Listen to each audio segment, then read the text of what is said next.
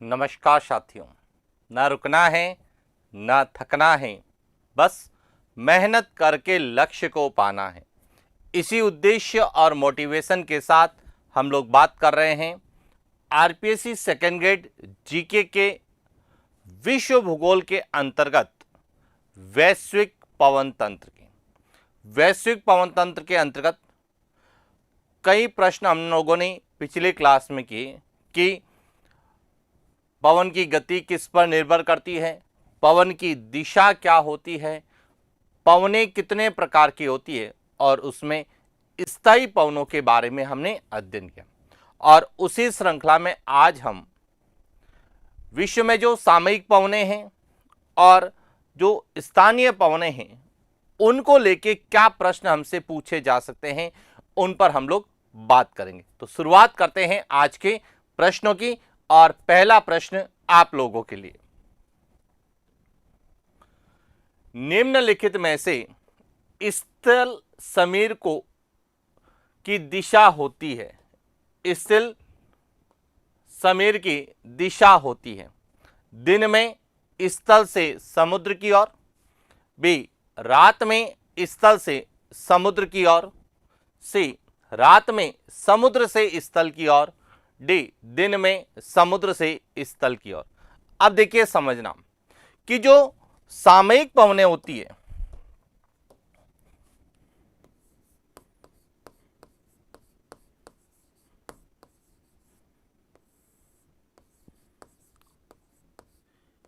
ये तीन प्रकार की होती है। एक होती है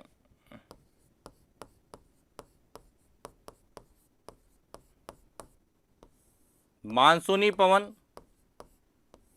एक होती है जल थल समीर और एक होती है पर्वत घाटी समीर। यानी कि सामयिक पवनें तीन प्रकार की। अब उसमें जो जल समीर और स्थल समीर की हमें दिशा पता करनी है तो इसका सीधा सा जो है यह एक छोटा सा मानचित्र, आपको रेखा चित्र याद रखना होता है।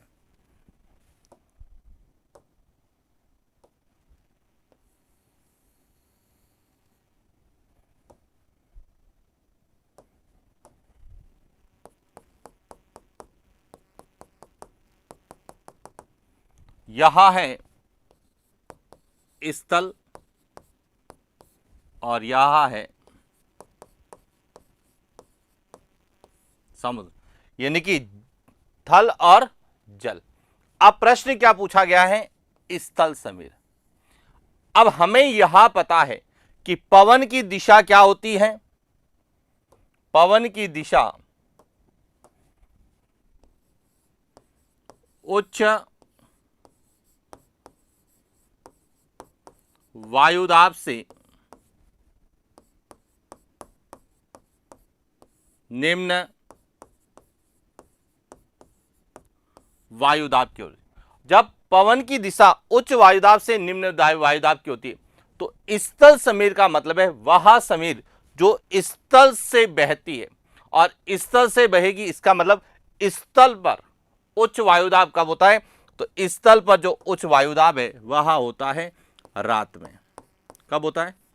रात में। तो जो रात में स्थल से समुद्र की ओर जो पवन बहती है इसे ही हम क्या कहते हैं? थल समीर या स्थल समीर कहते हैं। तो क्लियर हो चुका होगा कि स्थल समीर की दिशा होती है, सबसे पहले तो आपको क्या पता होना चाहिए? रात में होती है। Point clear? और रात में कहां से होती है? स्थल से समुद्र की ओर होती है। तो इसका सही उत्तर क्या होगा? बी इसका सही उत्तर होगा कि जो स्थल से समुद्र की ओर रात में बहती है वह समीर क्या कहलाती है? स्थल समीर कहलाती है। अब इसी का विपरीत थल समीर पूछा जाए तो देखिए, सॉरी समुद्री समीर या जल समीर। अब जल समीर देखिए समझना, जल समीर भी जो है यहां समुद्र से स्थल की ओर प्रवाहित होगी, ये ध्यान रखना। लेकिन यहां कब प्रवाहित होती है? दिन में प्रवाहित होती है। तो दिन में जो समुद्र से स्थल की ओर जाती है वह तो जल समीर, यानी कि दिन में समुद्र से स्थल की ओर बहती है, यह कहलाती है जल समीर कहलाती। क्यों? क्योंकि दिन में स्थल भाग पर सूर्य ताप के कारण वायुदाब क्या हो जाता है? निम्न वायुदाब होता है, निम्न वायुदाब होता है। और इसीलिए समुद्र से जो पवनें चलती है वह स्थल समीर कहलाती है, और जो स्थल से पवनें चलती है वह थल समीर कहलाती है। क्लियर हो चुका है? बात करते हैं अगले प्रश्न की। अगला प्रश्न है, निम्नलिखित में से किस समय जल समीर सर्वाधिक प्रवाहित होती है? ए, प्रातः 8 बजे से 10 बजे तक, बी, दोपहर में 1 बजे से 3 बजे तक, सी, रात्रि में 8 बजे से 10 बजे तक, और डी, सायं 4 बजे से 6 बजे तक। अब कौन सी समीर है? जल समीर। सबसे पहले तो आपको यह पता होना कि जल समीर कब चलती है। तो यदि हम बात करें जल समीर का अर्थ होता है वह समीर जो जल से स्थल की ओर चले। तो देखिए यहां जो भाग है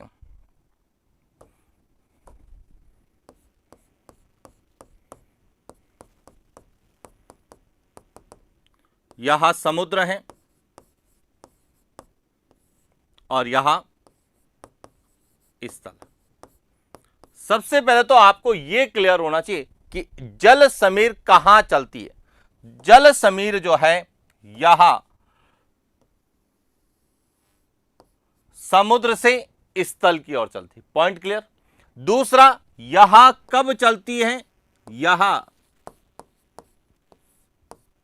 दिन में चलती है। जल समीर कब चलती है? दिन में चलती है।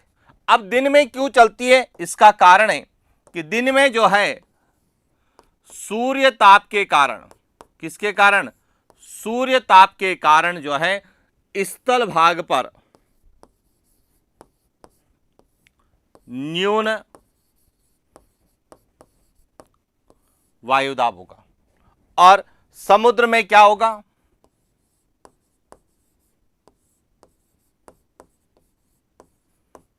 उच्च वायुदाब। पवन की दिशा क्या होती है? उच्च वायुदाब से निम्न वायुदाब की होती है। अब प्रश्न पूछा गया है कि जल समीर हम कहते हैं कि दिन में बहती है, समुद्र से स्थल की ओर बहती, लेकिन इसका सबसे ज्यादा प्रवाह किस समय होगा? अब इसको समझने का सीधा तरीका है कि स्थल भाग को सूर्य की प्राप्ति सबसे ज्यादा कब होगी। तो देखिए सबसे ज्यादा सूर्य की जो प्राप्ति होती है स्थल भाग को, सूर्यताप, सूर्यताप जो है 12 बजे से लगाकर दिन में 3 बजे के मध्य सूर्यताप की प्राप्ति क्या होती है? सबसे ज्यादा होती है। यानी कि यहां पर तापमान सबसे ज्यादा होता है, और जब तापमान ज्यादा होगा तो वायुदाब क्या होगा? कम होगा। तो इसका सही उत्तर क्या है? बी, दोपहर में 1 बजे से 3 बजे के मध्य जो है जल समीर सबसे ज्यादा प्रवाहित होती है। क्लियर हो गया? अब ध्यान रखना, जल समीर जो है यहां सुबह 10 बजे से लगाकर शाम को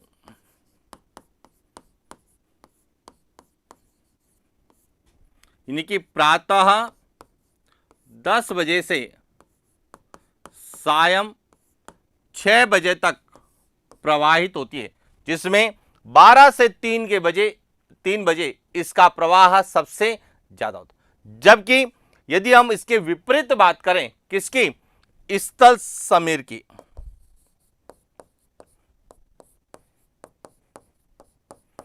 स्थल समीर रात्रि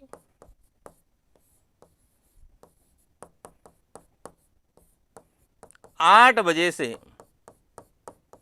प्रातः 8 बजे तक स्थल से समुद्र की ओर प्रवाहित होती। तो हमें समय भी पता होना चाहिए, दिशा भी क्लियर होनी चाहिए, कब चलती है, दिन में चलती है कि रात में चलती है, यह भी पता होना चाहिए, और उसका सबसे ज्यादा प्रभाव या उसका सबसे ज्यादा प्रवाह किस समय अवधि में होता है वह भी हमें क्लियर होना चाहिए। चला आगे बात करते हैं अगले प्रश्न की। अगला प्रश्न है, निम्नलिखित में अवरोही पवन का उदाहरण है। ए, दिन में प्रवाहित होने वाली जल समीर। बी, दिन में प्रवाहित होने वाली घाटी समीर। सी, रात में प्रवाहित होने वाली थल समीर। डी, रात में प्रवाहित होने वाली पर्वत समीर। अब देखिए, सबसे पहले शब्द को अवरोही पवन, अवरोही का मतलब है नीचे उतरना। तो अब सिंपल सी बात है कि पवन जो है वह नीचे कब उतरेगी, इसका मतलब है कि उच्च स्थान से वह निम्न स्थान की ओर आएगी। उच्च स्थान क्या होता है समझना, यहां से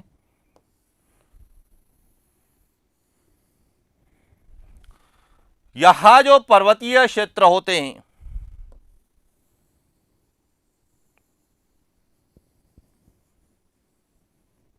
तो यहां है पर्वत और यहां है घाटी, कि वे पवनें जो पर्वत से घाटी की ओर आती है और पर्वत से घाटी की ओर आएगी, इन्हें कहा जाता है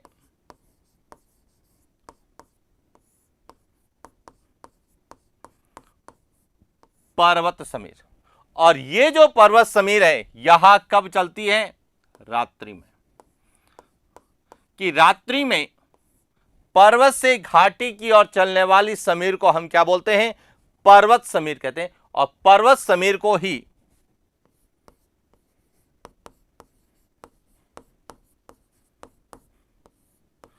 अवरोही पवन भी कहते हैं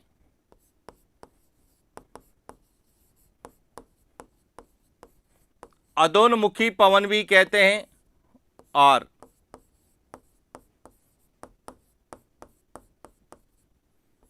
कटाबेटिक भी कहा जाता है।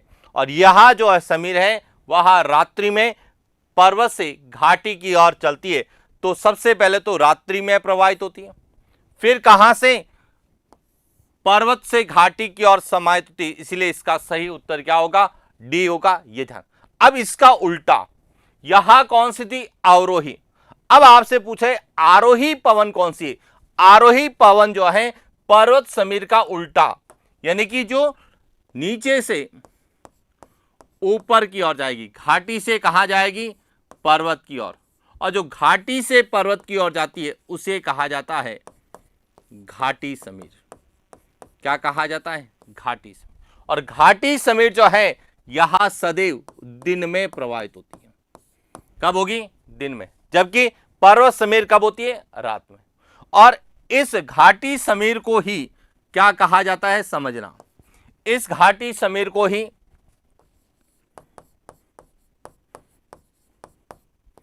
आरोही पवन भी कहते हैं,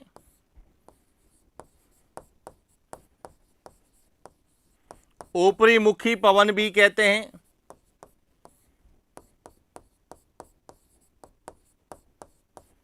और एनाबेटिक भी कहा जाता है। यानी कि दिन में प्रवाहित होने वाली घाटी समीर क्या होती है, यह आरोही, ऊपरी मुखी या अनाबेटिक होती है। तो इसलिए ध्यान रखना, या तो प्रश्न आता है स्थल और जल समीर का, या फिर प्रश्न आता है पर्वत और घाटी समीर का। क्योंकि सामान्यतः हम पर्वत और घाटी समीर को ही पढ़ते हैं, लेकिन उसे क्या कहा जाता है, एक तो ये क्लियर होना चाहिए कब प्रवाहित होती है।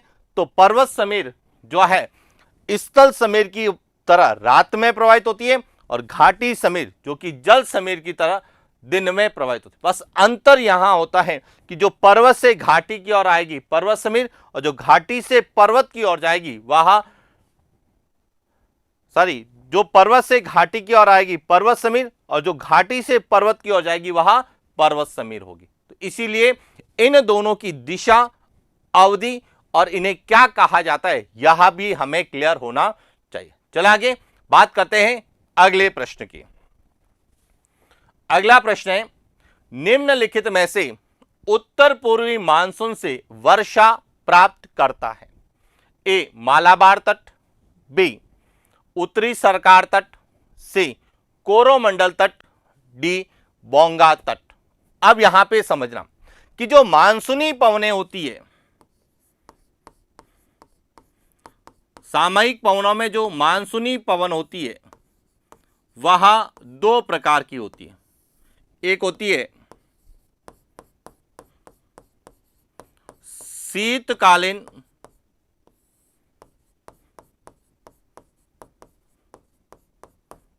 मानसूनी पवन और एक होती है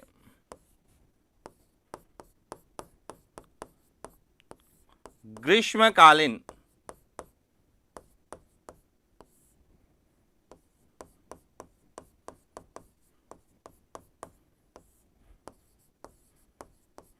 मानसूनी पवन। अब यहां पर जो शीतकालीन मानसूनी पवन है इसे कहा जाता है उत्तर पूर्वी मानसून, और जो ग्रीष्मकालीन मानसूनी पवन होता है इसे कहा जाता है दक्षिण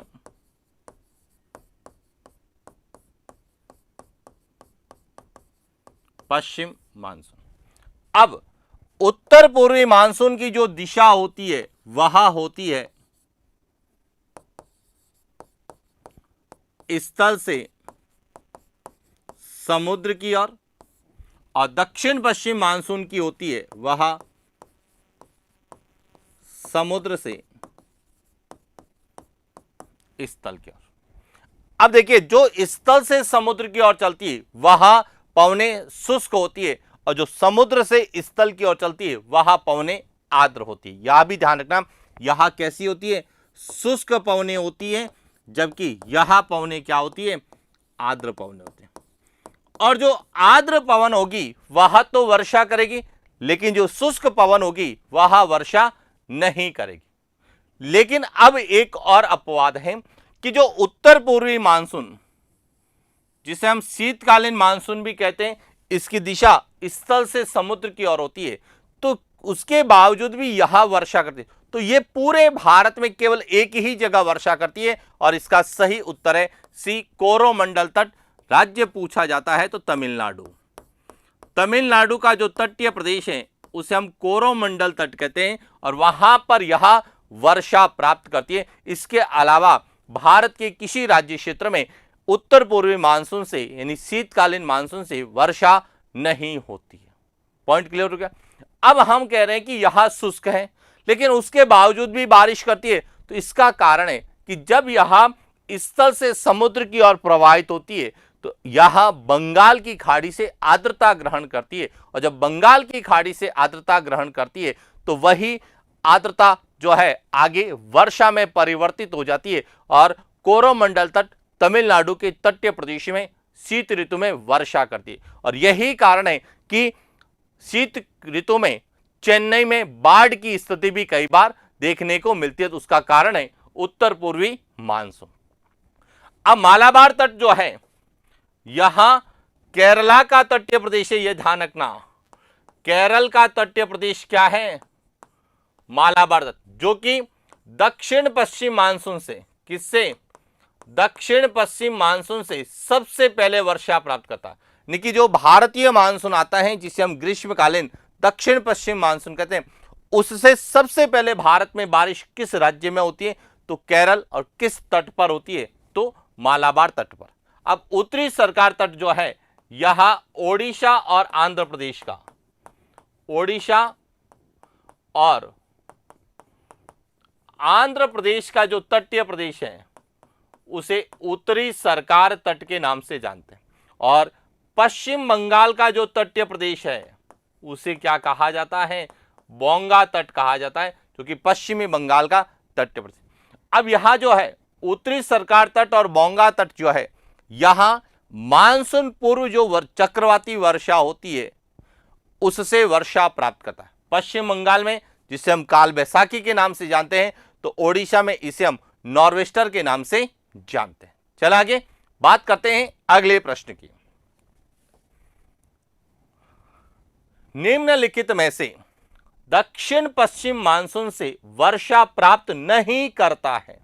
ए, अरावली का वृष्टि छाया प्रदेश, बी, पश्चिमी घाट का पश्चिमी भाग, सी, पश्चिमी घाट का पूर्वी भाग, डी, उत्तर पूर्वी हिमालय। यानी कि दक्षिण पश्चिम मानसून से वर्षा प्राप्त नहीं करता। तो सबसे पहले तो दक्षिण पश्चिम मानसून की आपको स्थिति पता होनी चाहिए। तो यहां देखिए प्रायद्वीपीय भारत है। अब जो दक्षिण पश्चिम मानसून आता है जिसकी उत्पत्ति हिंद महासागर में, यह मानसून कहलाता है दक्षिण पश्चिम मानसून। और जब यह भारत के निकट आता है तो यह दो शाखाओं में परिवर्तित हो जाता है, एक शाखा दूसरी शाखा। एक शाखा कहलाती है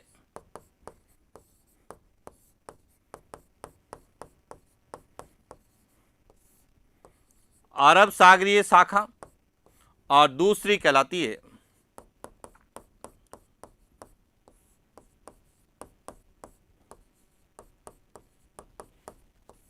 बंगाल की खाड़ी शाखा। अब समझना कि अरब सागरीय शाखा से कहां बारिश होती है, तो यहां पश्चिमी घाट है, यह सतपुड़ा है, यहां विंध्याचल है और यहां अरावली। तो अरब सागरीय शाखा की जो है वह एक तो पश्चिमी घाट के पश्चिमी तट पर बारिश करेगी, एक यहां मध्य भारत में छोटा नागपुर में बारिश करेगी, और एक शाखा जो है वह हिमालय क्षेत्र में वर्षा करेगी। तो अब ध्यान रखना, अब क्या है, जो अरावली का वृष्टि छाया प्रदेश है वह अरब सागरीय मानसून से वर्षा प्राप्त नहीं करता है। पॉइंट क्लियर हो गया। इसके बाद पश्चिमी घाट का पश्चिमी भाग, यहां देखिए, यहां जो है किससे वर्षा प्राप्त करता है, यहां अरब सागरीय मानसून से वर्षा प्राप्त करता है। इसके बाद आता है बंगाल की खाड़ी शाखा। अब बंगाल की खाड़ी शाखा एक तो चली जाती है उत्तर पूर्वी राज्यों में, जिसे हम पूर्वोत्तर राज्यों में कहते हैं, मेघालय या सेवन सिस्टर में बारिश करती, और एक शाखा जो है वह उत्तर के विशाल मैदान में क्या करती है, वर्षा प्राप्त करती जो है वर्षा, और इससे यहां पर भी क्या होती है, बारिश होती है। इसका मतलब है कि अरावली के वृष्टि छाया प्रदेश में बंगाल की खाड़ी शाखा से वर्षा होती है, लेकिन अरब सागर से नहीं होती। लेकिन हमें क्या पूछा गया है, दक्षिण पश्चिम मानसून। अब दक्षिण पश्चिम मानसून की दो शाखाएं, अरब सागरीय शाखा है और बंगाल की खाड़ी। अब इससे, इन दोनों से यहां जो भाग है जिसे हम क्या कहते हैं, पश्चिमी घाट का पूर्वी भाग, यहां वर्षा प्राप्त नहीं करता है, जिसे हम तमिलनाडु राज्य में पढ़ते हैं, और यह क्षेत्र उत्तर पूर्वी मानसून से वर्षा प्राप्त करता है। इस ग्रीष्मकालीन दक्षिण पश्चिम मानसून से वर्षा प्राप्त नहीं करता है, और इसी को आधार बना के हमें प्रश्न पूछा था। या तो डायरेक्ट पूछा जाएगा उत्तर पूर्वी मानसून से कौन वर्षा प्राप्त करता है, या फिर पूछा जाएगा कि दक्षिण पश्चिम मानसून से कौन सा क्षेत्र वर्षा प्राप्त नहीं करता है। तो ये ध्यान रखना, यह भाग जिसे हम कोरोमंडल तट या तमिलनाडु राज्य,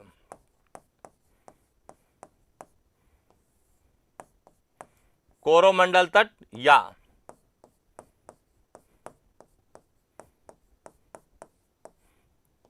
तमिलनाडु राज्य में इससे वर्षा नहीं होती है।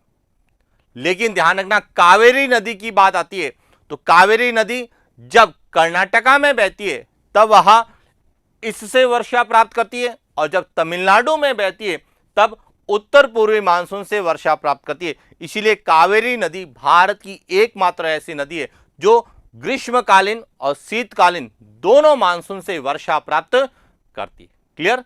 चले आगे बात करते हैं अगले प्रश्न की। निम्नलिखित में से स्थानीय शीत पवन नहीं है? ए ब्लिजर्ड, बी ब्रिक फिल्डर, सी बाइस, डी बोरा। अब यहां पे समझना कि जो स्थानीय पवनें होती हैं,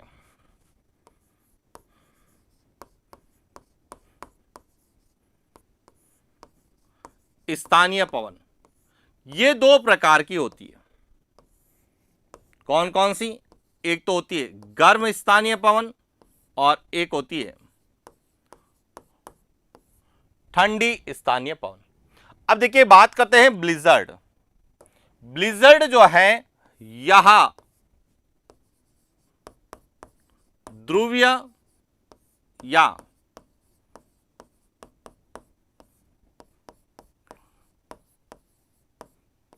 टुंड्रा प्रदेश, अब ध्रुवीय और टुंड्रा प्रदेश कैसे होते हैं? ठंडे होते हैं, तो वहां पे जो पवन चलती है वह ठंडी होगी। तो ब्लिजर्ड क्या है? यहां ठंडी पवन है, और यहां मुख्य रूप से कनाडा में, ग्रीनलैंड में,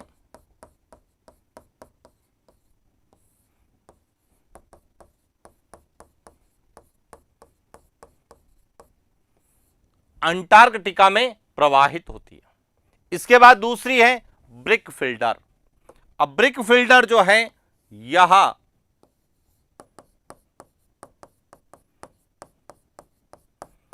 ऑस्ट्रेलिया में प्रवाहित होती है, और ऑस्ट्रेलिया एक ऐसा महाद्वीप है जिसके मध्य से कौन सी रेखा गुजरती है? मकर रेखा गुजरती है, और इसीलिए ऑस्ट्रेलिया का आधा भाग किस में आता है? उष्ण में, और आधा किस में आता है? उपोष्ण में। और यहां पर जो पवनें बहती है वह कैसी होगी? सदैव गर्म होगी। कैसी होगी? गर्म। और ऑस्ट्रेलिया में जो गर्म पवन बहती है उसे ही क्या कहा जाता है? ब्रिक फिल्डर कहा जाता है। क्या कहा जाता है? Brick fielder. अब ब्रिक फिल्डर स्थानीय शीत पवन नहीं है, इसका सही उत्तर है।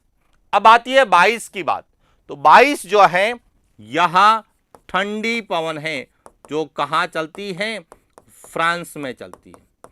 और इसके बाद है बोरा, यह भी ठंडी पवन है, जो कहां चलती है? इटली में चलती है। तो ये ध्यान रखना कि ठंडी और गर्म पवनें आपको विशेष रूप से पता होनी चाहिए कि ठंडी पवन कौन सी है, कहां प्रवाहित होती है, गर्म पवन कौन सी है, कहां पे प्रवाहित होती है। चला आगे बात करते हैं अगले प्रश्न की। निम्नलिखित में से किसे हिम भक्षिणी कहा जाता है? ए हरमटन, बी चिनुक, सी फॉन, डी लू। अब हिम भक्षिणी स्नो ईटर के नाम से हम लोग जानते हैं।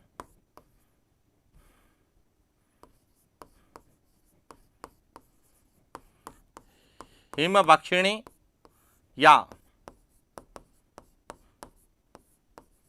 स्नो ईटर के नाम से। अब हिम भक्षिणी का सीधा संबंध होगा कि जो बर्फ को भक्षण करेगी, बर्फ का भक्षण करेगी। बर्फ का भक्षण करने का मतलब है कि जो बर्फ को गलाएगी, और जो बर्फ को गलाने वाली है, इसीलिए यह किस प्रकृति की होगी? गर्म प्रकृति की होगी। यह ध्यान रखना, गर्म स्थानीय पवन होगी। यहां तक ध्यान रखना, हिम भक्षिणी जो भी होगी वह सदैव कैसी होगी? गर्म। अब आता है इन चारों में से कौन सी है।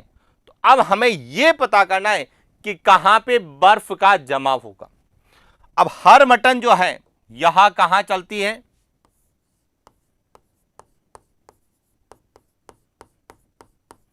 नाइजीरिया, अफ्रीका महाद्वीप में चलती है, नाइजीरिया में चलती है। तो क्या यह हिम भक्षिणी होगी? नहीं होगी, क्योंकि अफ्रीका महाद्वीप का अधिकांश भाग उष्ण कटिबंधीय जलवायु में है। इसके बाद है चिनुक, यहां चलती है रॉकी पर्वत। रॉकी पर्वत के जो पूर्वी ढाल है, पूर्वी ढाल के सहारे यह उत्तरी अमेरिका में चलती है। और जब यह रॉकी पर्वत के उत्तरी ढाल उत्तरी अमेरिका के सहारे नीचे उतरती है तो यह वहां की बर्फ को क्या करा देती है, गला देती है। इसीलिए इसका सही उत्तर क्या है, बी। इसके बाद बात करते हैं फॉन। यह यूरोप में चलती है। कहां चलती है, यूरोप में चलती है। और लू कहां चलती है, तो लू जो है यह थार के मरुस्थल में चलने वाली गर्म और स्थानीय पवन को हम क्या कहते हैं, लू कहते हैं। क्लियर। चल आगे बात करते हैं अगले प्रश्न की। निम्नलिखित में से हिम झंझावट का संबंध नहीं है।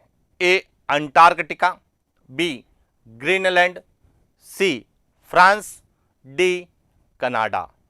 अब सबसे पहले तो आपको यह क्लियर होना चाहिए हिम झंझावट का अर्थ क्या होता है।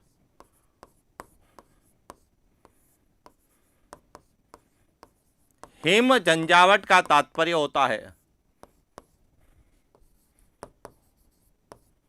बर्फ के कणों से युक्त ठंडी पवन। ऐसी पवन, ठंडी पवन जो बर्फ से के कणों से युक्त होती है उसे हम हिम झंझावट या ब्लिजर्ड के नाम से जानते हैं। तो ब्लिजर्ड को ही हिम झंझावट कहा जाता है। अब ब्लिजर्ड कहां चलती है, तो यहां मुख्य रूप से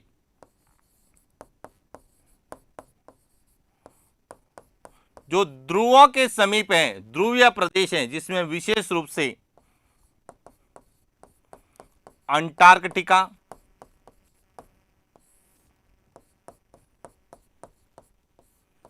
ग्रीनलैंड, कनाडा, जो ध्रुवीय प्रदेश है या ध्रुवों के समीप जो क्षेत्र है वहां पर यह चलती है। यानी विशेष रूप से अंटार्कटिका और उत्तरी महाद्वीप अमेरिका महाद्वीप में यह प्रवाहित होती है। तो इसका सही उत्तर क्या होगा, सी फ्रांस। कि हिम झंझावट का संबंध फ्रांस से नहीं है। अब फ्रांस में कौन कौन सी चलती है, तो ये फ्रांस में जो ठंडी पवन चलती है उसमें एक तो है मिस्ट्रल, और दूसरी है बाइस। ये दो ऐसी पवन है जो कि फ्रांस में चलती है और दोनों ही कैसी है, ठंडी पवन का उदाहरण है। यह ध्यान रखना।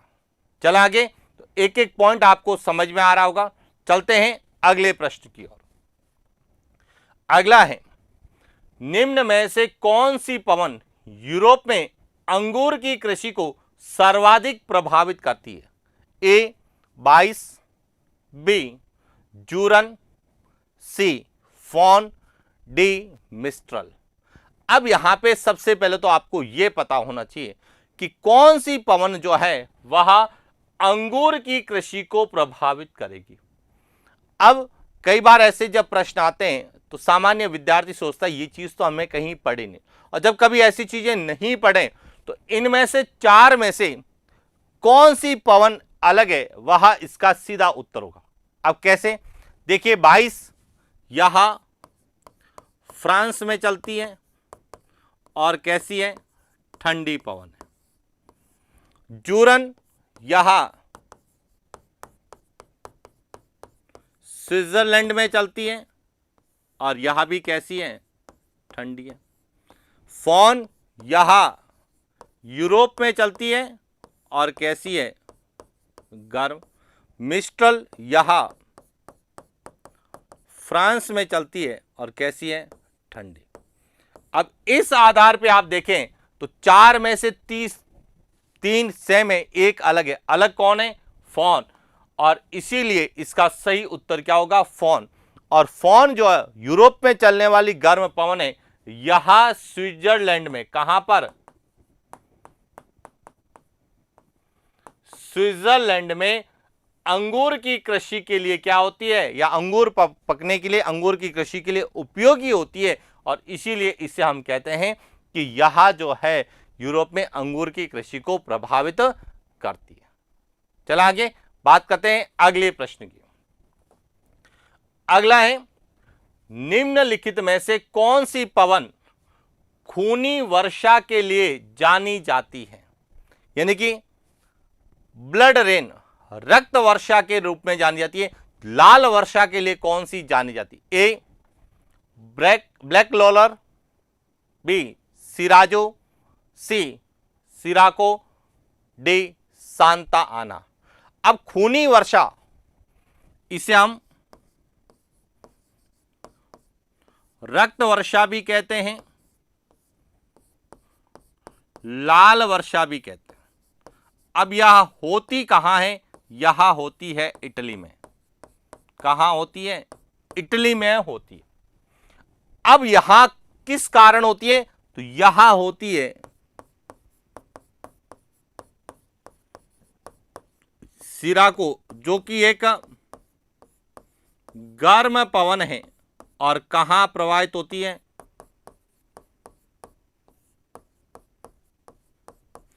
सहारा के मरुस्थल में जो गर्म पवन प्रवाहित होती है उसे सिराको कहते हैं। और जब यह सिराको सहारा के मरुस्थल से इटली जाती है तो अपने साथ जो है यह पवन इटली में क्या लेके जाती है? लाल मृदा के कण। और जब यह लाल मिट्टी के कण या लाल मिट्टी को लेके उड़ती है तो वही लाल मिट्टी इटली में वर्षा के रूप में धरातल पर आती है, जिसे हम लाल वर्षा, रक्त वर्षा या खूनी वर्षा के नाम से या ब्लड रेन के नाम से जानते हैं। तो इसका सही उत्तर क्या हो गया? सी। अब ब्लैक लोलर जो है यहां चलती है यूएसए में, यूएसए या उत्तरी अमेरिका। उत्तरी अमेरिका में प्रेरिज घास के मैदान है, उत्तरी अमेरिका में प्रेरिज घास के मैदानों में चलने वाली गर्म स्थानीय पवन। कैसी? गर्म स्थानीय पवन को क्या कहा जाता है? ब्लैक लोलर। सिराजो, जिसे फ्राइजेम भी कहते हैं,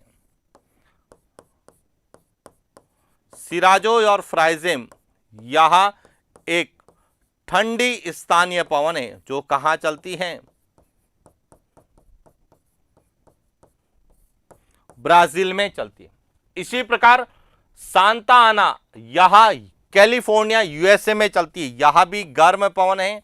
और यह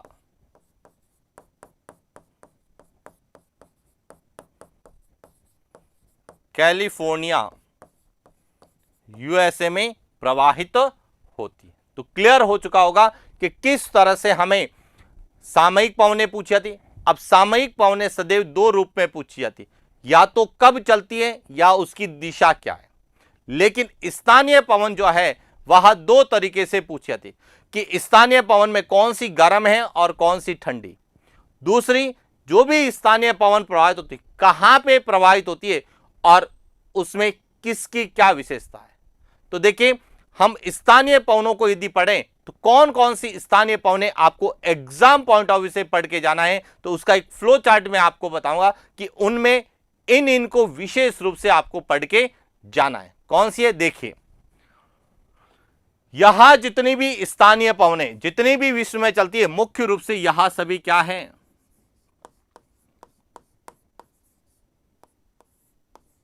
स्थानीय पवन, जिसमें यहां सब ठंडी है और यहां सब गर्म है।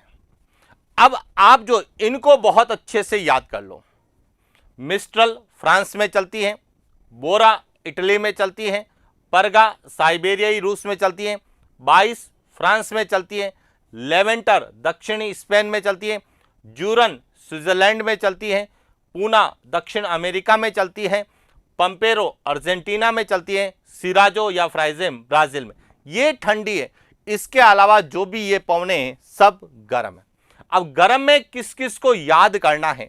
गर्म में एक तो चिनुक, ब्लैक लोलर, सांता आना, फॉन, हारमटन, डॉक्टर, खमसीन और हबूब।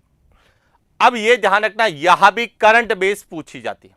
अभी हाल ही में भारत के प्रधानमंत्री की अलग अलग देशों में यात्रा रही। यदि आपने देखा होगा कि भारत के प्रधानमंत्री यूएसए से सीधे कहां गए, मिस्र गए।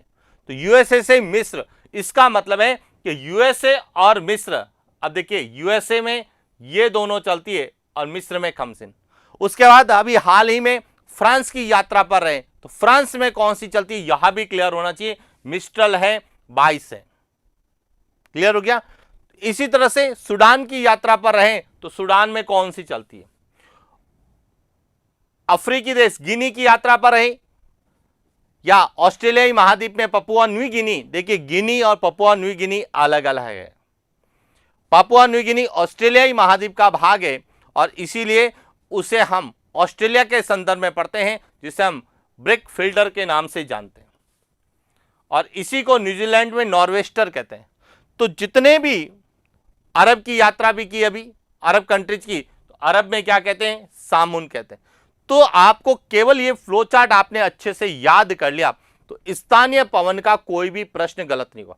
बस इसमें एक और ध्यान रखना, चिनुक को हिमभक्षिणी कहते हैं, हर मटन का दूसरा नाम क्या है, डॉक्टर है, और फॉन जो कि अंगूर की कृषि के लिए उपयोगी है। तो ये जो विशेषताएं वाली पवने हैं इनको विशेष रूप से आपको अलग से थोड़ा सा देखना है। बाकी सामान्यता जो प्रश्न आता है वह सुमेलित करो में आता है, या कौन सी गर्म या कौन सी ठंडी नहीं है, तो इसको आपने अच्छे से याद कर लिया तो निश्चित रूप से आपका प्रश्न स्थानीय पवन को लेकर कोई भी आएगा तो गलत नहीं होगा।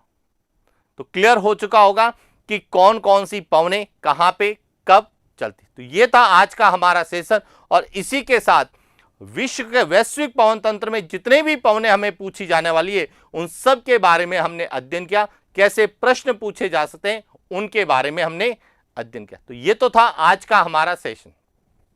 इसके बाद हम लोग महाद्वीप और महासागर की जो विशेषताएं उनको लेके बात करने वाले हैं, क्योंकि कई विद्यार्थियों के कमेंट्स आ रहे हैं कि सर जो है करंट अफेयर्स भी, तो करंट के लिए मैंने आपको कह दिया है कि 26 से लगाकर जो है 30 से पहले पहले आपका करंट, यानी कि करंट तो कुछ नहीं 60-65 क्वेश्चंस होते हैं, तो उनको हम अच्छे से 1 या 2 दिन में करेंगे। लेकिन साथ ही साथ हम ज्योग्राफी को भी चलाते रहेंगे ताकि विश्व के भूगोल में महाद्वीप महासागर को लेकर क्या प्रश्न बन सकते हैं उन पर भी हम आगे बात करने वाला। तो ये था आज का हमारा सेशन। साथ ही मैं आपको यह भी बता दूं कि एलएम ज्योग्राफी पर राजस्थान के भूगोल को लेके हमने नए कोर्स जो है लॉन्च किए, क्योंकि राजस्थान के भूगोल के संबंध में या भूगोल के विषय वस्तु को लेके मैं किसी तरह की यूट्यूब पे क्लास नहीं लेता हूं। जिनको भी राजस्थान का भूगोल, विश्व का भूगोल, चाहे वह आरएस के लिए पढ़ना है, चाहे वह एसआई के लिए पढ़ना है, चाहे वह फर्स्ट ग्रेड के लिए पढ़ना है, सेकेंड ग्रेड के लिए पढ़ना है, उन सब के लिए अभी हाल ही में हमने एलएम ज्योग्राफी पर कोर्स लॉन्च कर लिए। क्योंकि राजस्थान के भूगोल के हमने कोर्स इसलिए लॉन्च किए क्योंकि जो है आगामी महीनों में राजस्थान के कई डिपार्टमेंट से संबंधित प्रतियोगी परीक्षाओं का आयोजन होने वाला है, चाहे आरपीएससी के द्वारा हो या कर्मचारी चयन बोर्ड के द्वारा। तो इसलिए जो राजस्थान का भूगोल अभी पढ़ाया जा रहा है वह एकदम न्यूनतम, यानी कहते हैं ना नवीनतम सिलेबस के अनुसार पढ़ाया जा रहा है, यानी कि पुराना कोई रिकॉर्डेड नहीं है। और इसमें हम जितना भी पढ़ा रहे हैं वर्तमान स्थिति के साथ पढ़ा रहे हैं, जिसमें हमने नए जिलों का जो समावेश हुआ है, जो नए संभाग बने उनका भी हम लोग प्रशासनिक और जिला प्रशासन यानी कि राजस्थान की प्रशासनिक व्यवस्था के अंतर्गत अध्ययन किया। लेकिन यहां ध्यान रखना, उसमें हम पहले वो टॉपिक करवाने वाले हैं जिसमें जो नए जिले बने हैं उनका प्रभाव नहीं होगा। यानी कि यदि नए जिले भी बनते हैं, घोषणा हो चुकी है, उनका जो है गजट नोटिफिकेशन भी आ जाए, सीमांकन भी हो जाए, लेकिन उसका हमारे राजस्थान भूगोल के कई ऐसे टॉपिक है जिसपे कोई प्रभाव नहीं पड़ने वाला है। तो जिन टॉपिक पर नए जिलों का प्रभाव नहीं होगा या किसी तरह का नए जिलों के कारण उसमें बदलाव नहीं होगा, पहले वो टॉपिक मैं आपको करवाने वाला हूं। और उसके बाद जो है दूसरे टॉपिक, तो आप राजस्थान ज्योग्राफी, भारत और विश्व के भूगोल के लिए किसी भी कंपटीशन की तैयारी कर रहे हैं राजस्थान से संबंधित, तो आप जो है अलग अलग सेगमेंट में हमने कोर्स लॉन्च किए हैं, जिसमें विशेष रूप से आरएस प्री का लॉन्च किया है, एसआई का भारत का भूगोल और राजस्थान का भूगोल अलग अलग है, आरएस प्री का भी राजस्थान और भारत का भूगोल अलग है। उसके अलावा फर्स्ट ग्रेड का फर्स्ट पेपर राजस्थान का भूगोल हमने लॉन्च किया है। रीट के लिए, रीट लेवल 1 और लेवल 2 दोनों के लिए हमने जो है रखें, जिसमें पात्रता और मुख्य परीक्षा में राजस्थान भूगोल का जितना सिलेबस है वह दोनों एक साथ ही करवाया जाएगा। अलग अलग पढ़ने की आपको आवश्यकता नहीं, क्योंकि कई विद्यार्थियों के मन में यह रहेगा कि सर इसमें प्री का यानी पात्रता परीक्षा का है या मुख्य, तो हम दोनों ही जो है एक साथ ही करवा रहे हैं। तो आप वहां भी कोर्स एक बार देख लें कि क्या क्या सिलेबस में करवाया जाएगा। और उसके अलावा एक हमारा विशेष कॉम्बो पैक जो कि राजस्थान के सभी कंपटीशन के लिए है, चाहे आप आरएस की तैयारी करें या कांस्टेबल के लिए, सबके लिए जितने भी टॉपिक हमें पूछे जाने वाले हैं उसका भी हमने एक स्पेशल कोर्स लॉन्च किया है। तो आप उनको भी जो है देख सकते हैं एलएम ज्योग्राफी एप्लीकेशन पर। तो आज के लिए इतना ही, मिलते हैं नेक्स्ट क्लास। Thank you.